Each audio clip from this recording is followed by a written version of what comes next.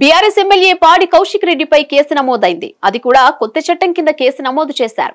కొత్త చట్టం వచ్చిన 2 రోజులకే ఎమ్మెల్యేలపై నమోదైన తొలి కేసు ఇదే. ఇంతకీ కేసు నమోదు చేయడానికి గల కారణాలేంటో ఇప్పుడు తెలుసుకుందాం. కరీంనగర్ జిల్లాలో జిల్లా పరిషత్ సమావేశాలు జరిగాయి. జెడ్పీ చైర్పర్సన్ కనుమల్ల విజయ అధ్యక్షతన చివరి సమావేశం జరిగింది. దీనికి collector Pamela Satpathy, deputy collector Praful Desai, ఇతర అధికారులు సమావేశంలో పాల్గొన్నారు. అయితే సమావేశం మధ్యలో తాను అడిగిన ప్రశ్నకు సమాధానం చెప్పకుండా కలెక్టర్ పమేలా సత్పతి వెళ్లడాన్ని అవమానంగా భావించారు సదరు ఎమ్మెల్యే. ఆమె వెళ్లే దారిలో నేలపై బైఠాయించి నిరసన తెలిపారు పాడి కౌశిక్ రెడ్డి. కొద్దిసేపటి తర్వాత కలెక్టర్ బయలుదేరారు. పరిస్థితి గమనించిన జెడ్పీ సీఈఓ పోలీసులకు ఫిర్యాదు చేశారు. భారత న్యాయ సంహిత యాక్ట్ కింద 122, 126 సెక్షన్ల కింద కేసు బుక్ చేశారు. ఇలా విధులకు ఆటంకం కలిగించారనే ఫిర్యాదుతో కేసు నమోదు చేశారు. సమావేశం అనంతరం బయట మాట్లాడిన ఎమ్మెల్యే కౌశిక్ రెడ్డి విద్యాశాఖ ప్రగతిపై తాను సమీక్ష నిర్వహించానన్నారు.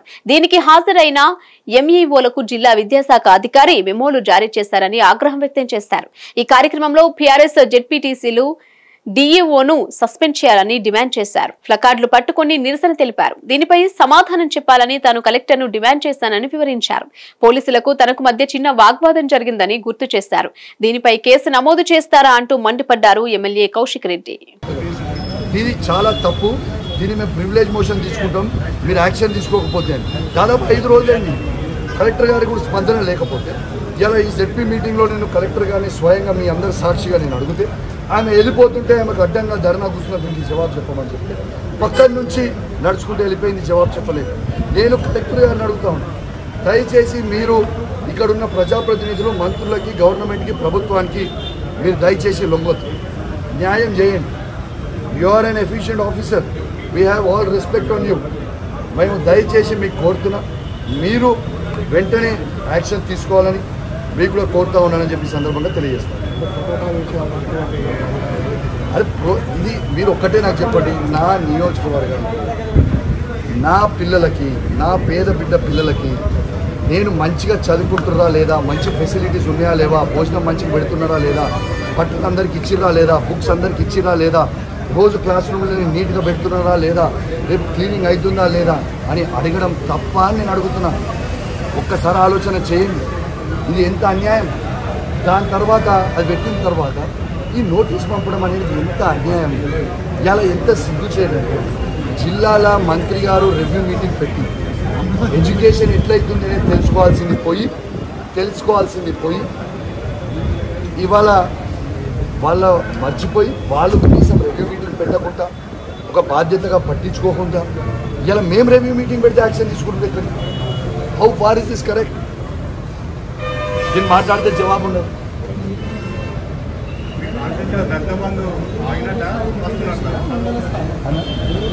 నియోజకవర్గం సాయి అన్ని schools, all HMs, all head మాస్టర్స్ని అందరినీ కూడా నోటీస్ ఇవ్వడం ఎంతవరకు అంటే పిల్లల భవిష్యత్తు కోసం మనం మాట్లాడుతుంటే నోటీస్ ఇచ్చి వాళ్ళని సస్పెండ్ చేసి డిమోషన్ చేస్తే ఏంటి? నెక్స్ట్ తీవ్రంగా ఖండిస్తాం. ఖచ్చితంగా డిఓ సస్పెండ్ చేయాలి. ఖచ్చితంగా స్పీకర్ గారిని ఇవాళనే ఫోన్ చేసి టైం తీసుకునే ప్రయత్నం చేస్తా. స్పీకర్ గారి టైం ఎప్పుడు ఇస్తే అప్పుడు పోతా. ఈ 1-2 డేస్ లోపలనే కలిసే ప్రయత్నం చేస్తా స్పీకర్ గారిని. ఖచ్చితంగా స్పీకర్ గారికి ఇచ్చి ప్రివిలేజ్ మోషన్ ఖచ్చితంగా మూవ్ చేస్తాను. ఇలా చాలా బాధాకరం. ఇంకోటి ఏంటంటే ఇవాళ ఒక దళిత జెడ్పీటీసీ ఇలా సమావేశానికి వస్తుంటే పోలీసు వాళ్ళు అడ్డుకుంటారు. ఎందుకు అడ్డుకోవాలని ఇలా ఒక దళితుడని చిన్న చూపు చూస్తూ ఉన్నారని ఇలా కేసీఆర్ గారు చాలా గొప్ప ఆలోచనతోని ప్రతి దళిత కుటుంబం బాగుపడాలని, ప్రతి దళిత కుటుంబం బాగుండాలని ఒక గొప్ప ఆలోచనతోని దళిత బంధు అనే ఒకటి పైలట్ ప్రాజెక్ట్ నా నియోజకవర్గమైన హుజరాబాద్ నియోజకవర్గంలో తీసుకొని శాచ్యురేషన్ మోడ్ వరకు ఇచ్చిన తర్వాత ఇవాళ దాదాపు 3,500 నుంచి 4,000 దళిత కుటుంబాలకి 2వ విడత రావాలి. ఆ 2వ విడత ఇవ్వకుండా ఈ సమావేశంలో నేను జవాబు అడిగితే కలెక్టర్ గారు చెప్పిండ్రు. ఇవాళ స్వయంగా కలెక్టర్ గారే మీ మీడియా సాక్షిగా చెప్పారు, ప్రభుత్వము రైటింగ్లో రాసి దళిత బంధు అనేది ఆపాలే దాన్ని అని చెప్పి రైటింగ్లో రాసి ఇచ్చిన కలెక్టర్ గారు మీ సాక్షిగా చెప్పిండ్రు. మీరు అందరు విన్నారు. యావత్ తెలంగాణలో ఉన్న ప్రతి దళితుని ఆలోచించమని కోరుతా ఉన్నాను. ఇలా మీకు ఇచ్చే కేసీఆర్ గారు ఇంత గొప్ప స్కీమ్ ఇచ్చే దళిత బంధుని ఇవాళ ఈ ప్రభుత్వం లిఖిత పూర్వకంగా రాసి ఆపమని కలెక్టర్ గారికి ఆదేశాలు ఇచ్చారని కలెక్టర్ గారు స్వయంగా ఇవాళ జెడ్పీ మీటింగ్లో చెప్పడం చాలా బాధాకరం. నేను వెంటనే ఈ ప్రభుత్వాన్ని డిమాండ్ చేస్తా ఉన్నా. నేను అసెంబ్లీలో కూడా మాట్లాడినా, ఇలా స్వయంగా దళిత స్పీకర్ సాక్షిగా మాట్లాడినా నా నియోజకవర్గంలో ఉన్న దళితులతో పాటు యావత్ తెలంగాణలోకి ఎవరెవరికి దళిత బంధు ఇచ్చారో వాళ్ళందరూ కూడా డబ్బులు వెంటనే రిలీజ్ చేయాలని నేను డిమాండ్ చేసిన, ఇప్పుడు కూడా డిమాండ్ చేస్తా ఉన్నానని చెప్పి సందర్భంగా తెలియజేస్తాను.